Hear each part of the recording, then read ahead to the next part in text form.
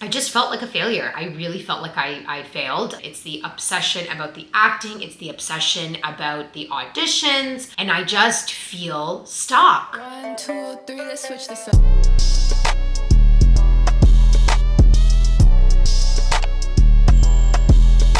Hello, my little honeys. Welcome back to my channel. If you are new, my name is Anastasia, also known as your fave social media girl. I actually just realized I'm wearing my fave social media girl sweater that my friends brought me for my birthday. I'm a Canadian actor based here in Toronto. I make videos about self-love, body positivity, acting, and occasional vlogs. Please, please, please, really, it would help my channel out and it help my little community out. Don't forget to subscribe, and of course, please don't forget to turn on the bell notification button so you know every single time that I post, which is on Fridays.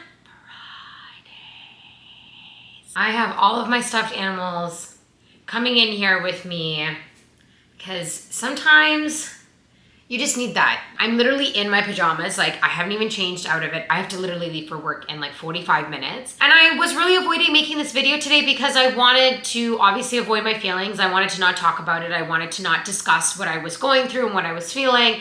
And then I thought, no, because the whole entire point of why I have my channel is so then I can have a community where everybody can relate and understand the struggle of what's it like to be an artist and the issues and the journey of that and the obstacles. But then at the same time, you're like trying to still be financially stable and make something else happen.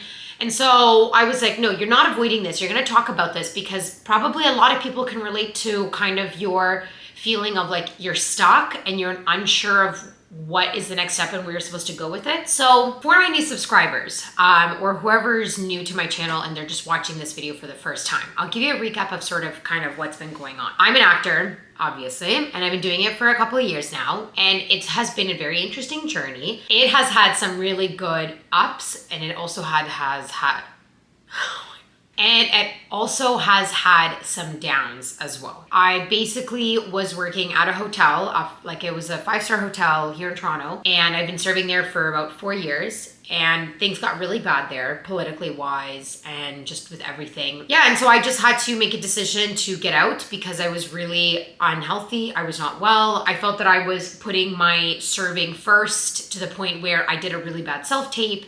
And my agent was just kind of like, not your best work. I'm like, come on, you can do way better than this. And I said, yep, you're right. I totally agree. I can do better than this. And so in May, I went to another restaurant. It was the worst 8 shifts I've ever had of all my serving jobs, of all my serving years. It was just horrible. And after 8 shifts, I was like, no, I'm sorry. I'm not doing this. So I left. I think I like threw my hands up in the air and I just said, I give up. I'm done. I'm out. I don't care. Like whatever you got to do, universe, just do it. So I ended up taking 3 months off. I was not planning to do 3 months off. And I thought this is an opportunity for me to find a job that is not serving and make money from there. And it's hard, guys. It's really hard looking for those kinds of jobs. I had some interviews and they all kind of ended up in dead ends, and some I didn't even get interviews. And it was really frustrating because it's like, well, how do I make experience if I can't get the experience? But basically then a friend of mine reached out. I needed money at this point because then I went to New York, and I was probably crazy for going to New York after not working for 3 months, but I was like, no, I really want to do this. So I went, and it was honestly the best time of my life. And yeah, and then I came back and I started serving again. I had a lot of resistance and a lot of feelings about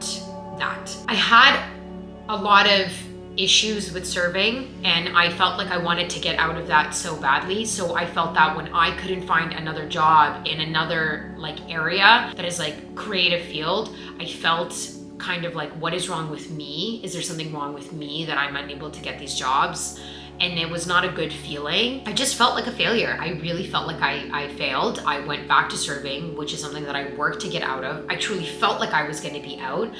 And I came back in, and I'm 26, and I know I'm young, and a lot of people tell me that I'm young, but I just don't want to be doing this for another 10 more years. And I don't want to keep doing that lifestyle of do the auditions, maybe book something, maybe not book something, but then your entire main gig is just the serving. Like right now it's all 100% serving and then 0% acting if you're looking at financially. And so it's been an interesting ride coming back because I think I really, like, I enjoy where I work, but it's just I don't enjoy that I'm working as a server. And that's what really screws things around with me. And I think I started doing this thing for the last couple of months that I noticed with my auditions, which I think is a very common thing for a lot of actors. It's the obsession. It's the obsession about the acting. It's the obsession about the auditions. And I just feel stuck. Like, I just feel like I am stuck in the same spot. I feel like I'm walking the exact same circle of like, wake up, do your thing, serve, go to bed, wake up, plan a video, maybe do your video, go and serve. Occasional, audition pops in, you do the audition, and you obsess about the audition. You check the dates that it's filming, you check the dates of when it would be, if there's callbacks, you check the dates of when you could possibly get it, who is casting it, this and that and that and this, to the point where you're not even concentrating on the fucking audition. Like, you were so into everything else about the audition that when the audition actually happens, you are so involved of like, I have to book it, I have to book it, I have to book it. And then what happens? You don't book it. And that's what I'm dealing with. And it's really got me stuck. Like, I feel like I'm stuck in like a bowl of honey where I'm unable to move. And I'm now trying to figure out and sort of like understand, okay, what is it here that makes me so stuck? Like, what is it about serving that really triggers me so badly that I cannot enjoy it? Yeah, financially, I'm like, you need to serve right now. It's the easiest, fastest way for you to make money, to save up what you've lost in the last 3 months, and then maybe think about doing a business. But again, then my brain goes, yeah, but what about acting though? Like, I want to do my acting. Yes, of course you want to make acting a priority because that's what you want to do.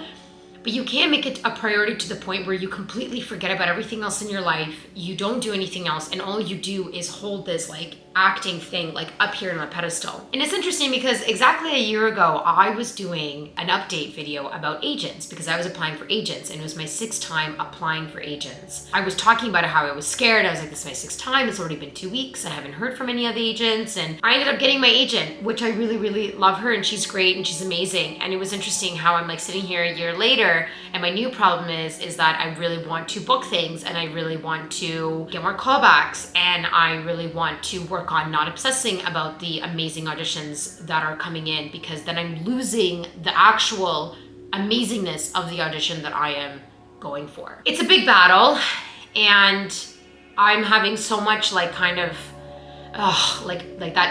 feeling of like, okay, great, I just did my YouTube video and I'm looking at the time, it's 12:42 p.m. and I have to run to work in about 45 minutes, and I'm like, I don't want to work. I don't want to go to the serving. I need to find the love for the serving. I need to find the gratefulness for the serving. And that's kind of where my video is coming to what I'm trying to tell you, honeys. It's okay to feel stuck.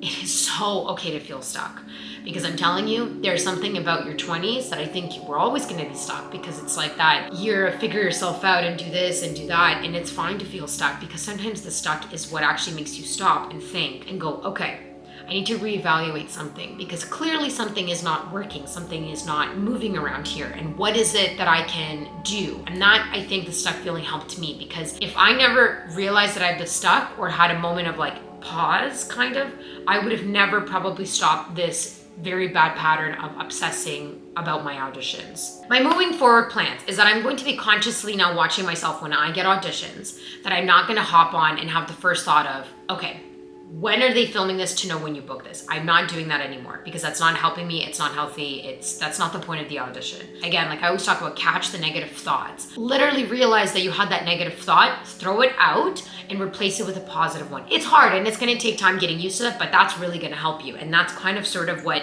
I'm working on right now. Watch what I'm saying, watch what I'm thinking. I didn't book it not because I'm not good. I didn't book it because of whatever reason, and that reason does not even matter. Let it go, throw the audition out, because then what happens if you don't throw that audition out, the next audition that comes, you're still thinking about the old audition, and now you don't have space for the new audition, and then you don't end up doing good on the new audition. And it's just like a cycle that never stops. It's a cycle that never breaks. That's one of my moving forward plans. In terms of serving and my side gigs, I need to come to the realization that this is temporary. And I think my fear is, I'm afraid of the unknown. I'm afraid of failing. And I'm afraid of, disappointment. I'm afraid of disappointing myself. And I'm really afraid of disappointing my parents, because that's really huge. I love my parents, and they're a huge part of my life. And they've given a lot to my sister and I, and I think they obviously want the best for us. And I'm afraid that if I don't make it in this world, that's going to be the disappointment. I'm trying not to cry because I have really nice makeup on. I have to go to work and I don't want makeup to be ruined.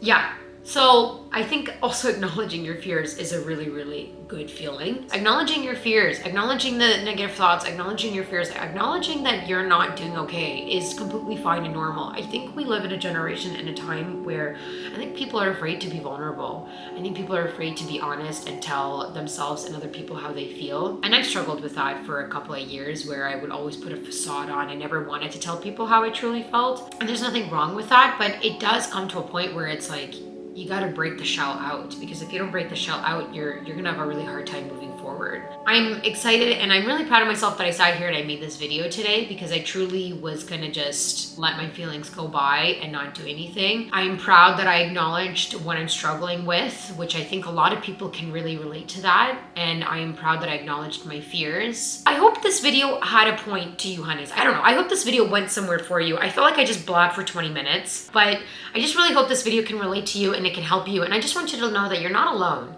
A lot of people are struggling in their own way all the time. You could think that somebody's doing really well on social media, but that person is most likely extremely struggling, and you're not alone, you know? And I want you to always be able to know that you can reach out to me at any point. You can comment down below in any videos. You can message me on my Instagram, DM me, and I'm always here for a chat, because I know what it's like to struggle. Like, hello. That's why I started my YouTube channel, because I wanted to show that, like, you know, being in this industry, it's not all glamorous. It's a lot of fucking work. It's a lot of pushing through things and getting through some hard crap. And yeah, it's tough. It's not easy, but we're in this together. I'm just thankful for each and every one of you for being along here with me and just creating a very positive, healthy community around here. And I'm very happy about that. Honeys, I love you so much. Have a wonderful Friday. Have a wonderful weekend. Get outside, get some vitamin D, go for a walk, get a coffee, whatever. Do whatever you gotta do. I'm gonna get a coffee on my way to work, because I just feel like that's a really fun feeling and nice thing to do. I love you, honeys. Thank you truly from the bottom of my heart for being there and for following along my journey. And I am so thankful to have you, all of you, in my life. So yeah, this one's for you guys. It's for you, my little honeys. Mwah. Bye, honeys.